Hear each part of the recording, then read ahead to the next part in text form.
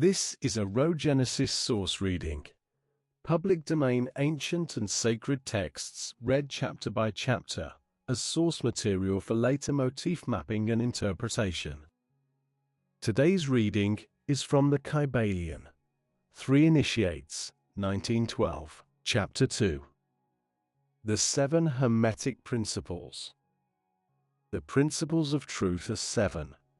He who knows these understandingly possesses the magic key, before whose touch all the doors of the temple fly open. The Kybalion. The 7 Hermetic principles, upon which the entire Hermetic philosophy is based, are as follows. 1. The principle of mentalism. 2. The principle of correspondence. 3. The principle of vibration. 4. The principle of polarity. 5. The principle of rhythm. 6. The principle of cause and effect. 7. The principle of gender. These 7 principles will be discussed and explained as we proceed with these lessons. A short explanation of each, however, may as well be given at this point. 1. The principle of mentalism. The all is mind, the universe is mental. The Kybalion. This principle embodies the truth that all is mind. It explains that all, which is the substantial reality underlying all the outward manifestations and appearances which we know under the terms of the material universe, the phenomena of life, matter, energy, and in short, all that is apparent to our material senses, is spirit, which in itself is unknowable and undefinable, but which may be considered and thought of as an universal, infinite, living mind. It also explains that all the phenomenal world or universe is simply a mental creation of all, subject to the laws of created things, and that the universe as a whole and in its parts or units has its existence in the mind of all, in which mind we live and move and have our being. This principle, by establishing the mental nature of the universe, easily explains all of the varied mental and psychic phenomena that occupy such a large portion of the public attention, and which, without such explanation, are non-understandable and defy scientific treatment. An understanding of this great Hermetic principle of mentalism enables the individual to readily grasp the laws of the mental universe, and to apply the same to his well-being and advancement. The Hermetic student is enabled to apply intelligently the great mental laws, instead of using them in a haphazard manner. With the master key in his possession, the student may unlock the many doors of the mental and psychic temple of knowledge, and enter the same freely and intelligently. This principle explains the true nature of energy, power, and matter, and why and how all these are subordinate to the mastery of mind.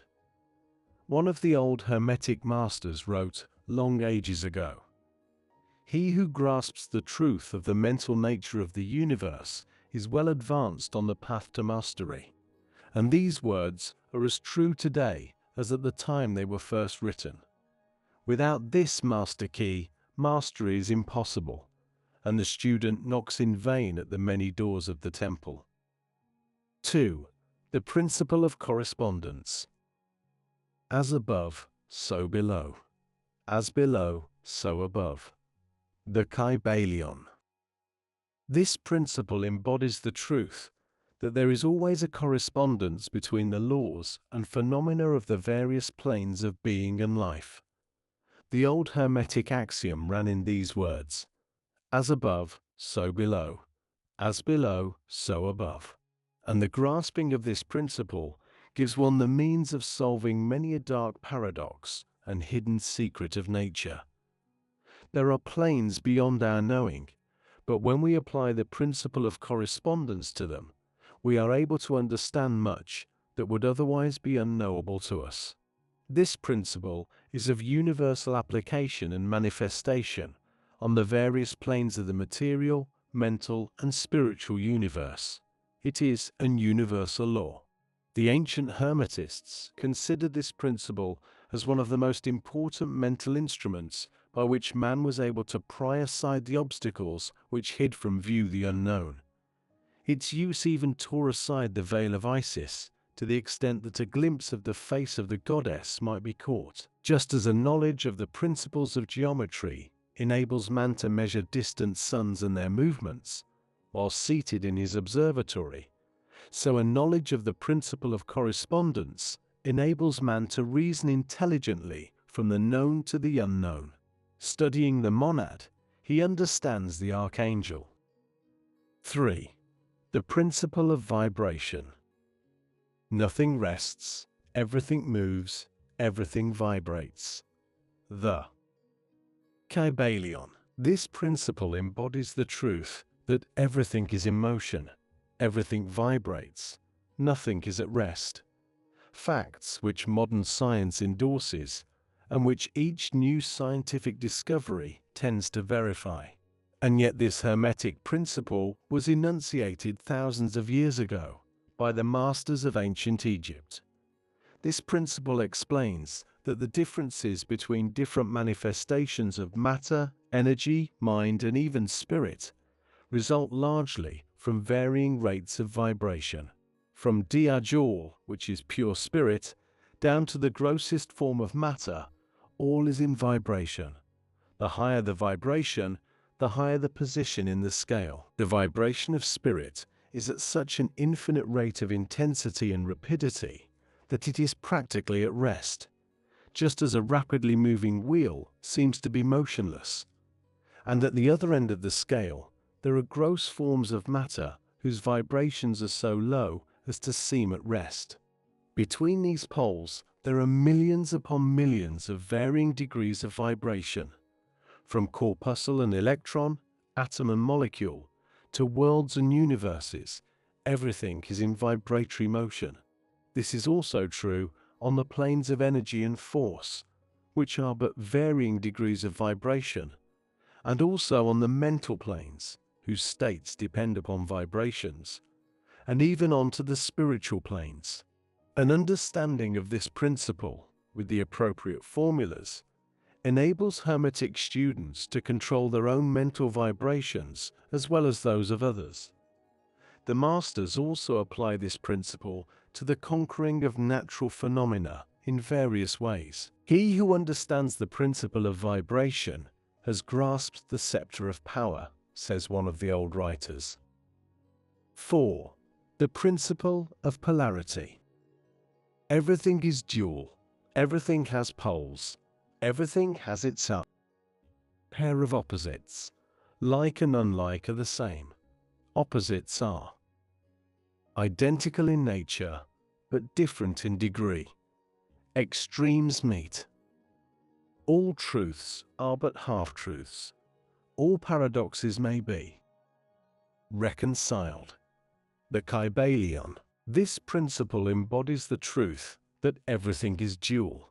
Everything has two poles. Everything has its pair of opposites, all of which were old Hermetic axioms. It explains the old paradoxes that have perplexed so many, which have been stated as follows. Thesis and antithesis are identical in nature, but different in degree. Opposites are the same, differing only in degree. The pairs of opposites may be reconciled. Extremes meet. Everything is and isn't at the same time. All truths are but half-truths. Every truth is half false. There are two sides to everything, etc., etc., etc. It explains that in everything there are two poles or opposite aspects, and that opposites are really only the two extremes of the same thing, with many varying degrees between them. To illustrate, heat and cold, although opposites are really the same thing, the differences consisting merely of degrees of the same thing. Look at your thermometer and see if you can discover where heat terminates and cold begins. There is no such thing as absolute heat or absolute cold. The two terms heat and cold simply indicate varying degrees of the same thing, and that same thing, which manifests as heat and cold, is merely a form, variety, and rate of vibration. So heat and cold are simply the two poles of that which we call heat, and the phenomena attendant thereupon are manifestations of the principle of polarity. The same principle manifests in the case of light and darkness, which are the same thing, the difference consisting of varying degrees between the two poles of the phenomena. Where does darkness leave off and light begin? What is the difference between large and small, between hard and soft, between black and white, between sharp and dull, between noise and quiet, between high and low, between positive and negative? The principle of polarity explains these paradoxes, and no other principle can supersede it. The same principle operates on the mental plane. Let us take a radical and extreme example, that of love and hate. Two mental states apparently totally different, and yet there are degrees of hate and degrees of love, and a middle point in which we use the terms like or dislike, which shade into each other so gradually that sometimes we're at a loss to know whether we like or dislike or neither. And all are simply degrees of the same thing, as you will see if you will but think a moment. And more than this, and considered of more importance by the Hermetists, it is possible to change the vibrations of hate to the vibrations of love in one's own mind and in the minds of others. Many of you who read these lines have had personal experiences of the involuntary rapid transition from love to hate, and the reverse, in your own case and that of others. And you will therefore realize the possibility of this being accomplished by the use of the will, by means of the Hermetic formulas. Good and evil are but the poles of the same thing, and the Hermetist understands the art of transmuting evil into good by means of an application of the principle of polarity. In short, the art of polarization becomes a phase of mental alchemy, known and practiced by the ancient and modern Hermetic masters.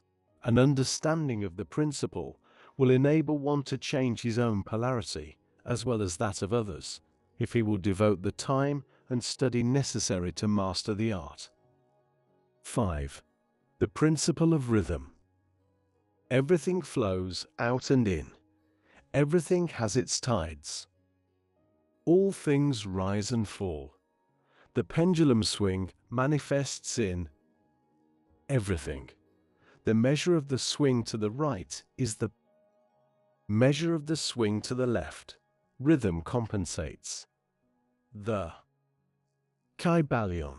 This principle embodies the truth that in everything there is manifested a measured motion, to and fro, a flow and inflow, a swing backward and forward, a pendulum-like movement, a tide-like ebb and flow, a high tide and low tide, between the two poles which exist in accordance with the principle of polarity described a moment ago. There is always an action and a reaction, an advance and a retreat, a rising and a sinking. This is in the affairs of the universe, suns, worlds, men, animals, mind, energy, and matter. This law is manifest in the creation and destruction of worlds, in the rise and fall of nations, in the life of all things, and finally in the mental states of man. And it is with this latter that the Hermetists find the understanding of the principle most important. The Hermetists have grasped this principle, finding its universal application, and have also discovered certain means to overcome its effects in themselves by the use of the appropriate formulas and methods. They apply the mental law of neutralization. They cannot annul the principle, or cause it to cease its operation, but they have learnt how to escape its effects upon themselves to a certain degree, depending upon the mastery of the principle. They have learnt how to use it instead of being used by it. In this and similar methods consists the art of the Hermetists. The master of Hermetics polarizes himself at the point at which he desires to rest, and then neutralizes the rhythmic swing of the pendulum, which would tend to carry him to the other pole. All individuals who have attained any degree of self-mastery do this to a certain degree, more or less unconsciously, but the master does this consciously and by the use of his will, and attains a degree of poise and mental firmness almost impossible of belief on the part of the masses who are swung backward and forward like a pendulum. This principle and that of polarity have been closely studied by the Hermetists, and the methods of counteracting, neutralizing, and us in dem form an important part of the Hermetic mental alchemy. 6. The principle of cause and effect. Every cause has its effect. Every effect has its cause. Everything happens according to law. Chance is but a name. For law not recognized, there are many planes of causation. But nothing escapes the law. The Kybalion. This principle embodies the fact that there is a cause for every effect, an effect from every cause. It explains that everything happens according to law, that nothing ever merely happens, that there is no such thing as chance, that while there are various planes of cause and effect, the higher dominating the lower planes, still nothing ever entirely escapes the law. The Hermetists understand the art and methods of rising above the ordinary plane of cause and effect to a certain degree, and by mentally rising to a higher plane, they become causes instead of effects. The masses of people are carried along, obedient to environment, the wills and desires of others stronger than themselves, heredity, suggestion, and other outward causes, moving them about like pawns on the chessboard of life. But the masters, rising to the plane above, dominate their moods, characters, qualities, and powers, as well as the environment surrounding them, and become movers instead of pawns. They help to play the game of life, instead of being played and moved about by other wills and environment. They use the principle instead of being its tools. The masters obey the causation of the higher planes, but they help to rule on their own plane. In this statement, there is condensed a wealth of Hermetic knowledge. Let him read who can. 7. The principle of gender. Gender is in everything. Everything has its masculine and feminine principles. Gender manifests on all planes. The Kybalion. This principle embodies the truth that there is gender manifested in everything, the masculine and feminine principles ever at work. This is true not only of the physical plane, but of the mental and even the spiritual planes. On the physical plane, the principle manifests as sex. On the higher planes it takes higher forms, but the principle is ever the same. No creation, physical, mental or spiritual, is possible without this principle. An understanding of its laws will throw light on many a subject that has perplexed the minds of men. The principle of gender works ever in the direction of generation, regeneration, and creation. Everything and every person contains the two elements or principles, or this great principle within it, him or her. Every male thing has the female element also. Every female contains also the male principle. If you would understand the philosophy of mental and spiritual creation, generation, and regeneration, you must understand and study this Hermetic principle. It contains the solution of many mysteries of life. We caution you that this principle has no reference to the many base, pernicious, and degrading lustful theories, teachings, and practices, which are taught under fanciful titles, and which are a prostitution of the great natural principle of gender. Such base revivals of the ancient infamous forms of phallicism tend to ruin mind, body, and soul, and the Hermetic philosophy has ever sounded the warning note against these degraded teachings which tend toward lust, licentiousness, and perversion of nature's principles. If you seek such teachings, you must go elsewhere for them. Hermeticism contains nothing for you along these lines. To the pure, all things are pure. To the base, all things are base. This reading now enters the Rhogenesis Source Archive. Later, we will return to it to trace its motifs, symbols, and recurring questions across other traditions. For now, the source has spoken. The source returns first. Meaning follows. Thank you for listening. If something in this reading stayed with you, a motif, a symbol, or a question, feel free to share it in the comments. And if this reading resonated, leaving a like helps signal what is worth continuing to explore. If you're interested in public domain ancient and sacred texts, you can subscribe to follow future readings, released chapter by chapter.